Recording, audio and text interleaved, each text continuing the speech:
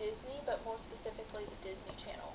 Through their Friends for Change program, they air public service announcements on the Disney Channel that tackle things like cyberbullying, eating healthy, taking care of the environment, and being physically active. So that's a really good way to obtain social responsibility through teaching children what things are good for them and how to give back to the community. Also, Disney advocates Michelle Obama's Healthier Lifestyle platform geared toward kids, and through that, they have eliminated advertising for children 12 and under that doesn't meet certain specific nutritional guidelines. So they're not advertising like Coca-Cola and really sugary drinks and things that are bad for children 12 and under. Also, they have reduced the amount of sodium by 20% in all the meals for children in their Disney theme parks. And also, just their TV shows also promote really good character content. Have you guys, I guess if you're around my age, you remember Boy Meets World?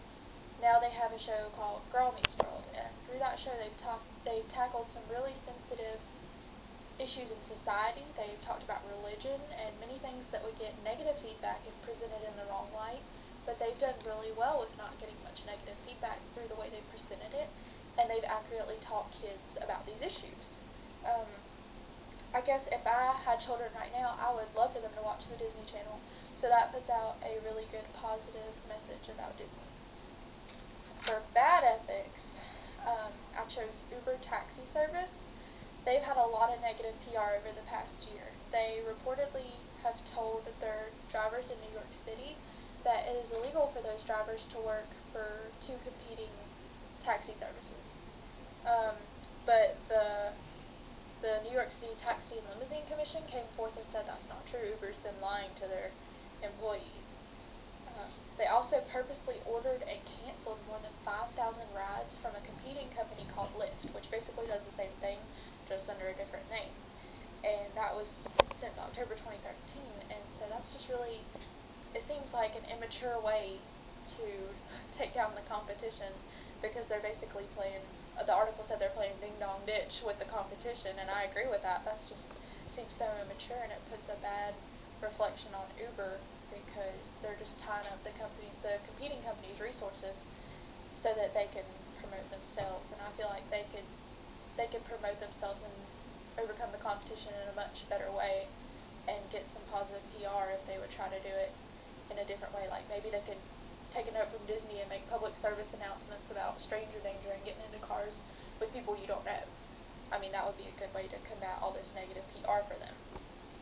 That brings us to Uber's safety and credibility is really questionable over the past couple years, because they have been caught with underinsured drivers getting into really bad wrecks. So the people in the cars, have had no way of paying their medical bills because the people they were riding with, had no insurance. They probably didn't have insurance themselves.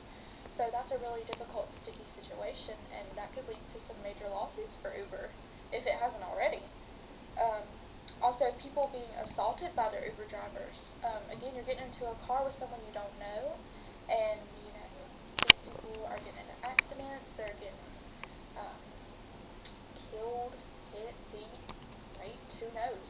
And so that reflects again badly on Uber because they're not accurately screening their drivers. Also, Uber has done really little to combat this negativity.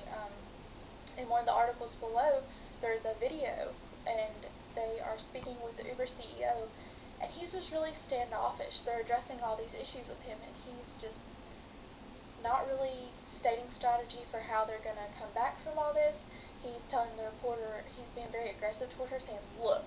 Whenever he says things to her, he says, look, and then he says what he's saying. It's just very forceful, and he seems very arrogant about Uber's strategy and not coming back from these things. So he's not really willing to admit Uber's wrongs, and that's just really bad because their company's going to go down the drain if they keep doing that. Unless they can get some positive PR in there and try to turn things around, who knows what Uber's going to turn into. So hopefully in the next year or so they can recover from all this negativity and hopefully get better screening for their drivers, and that would promote an overall better social responsibility.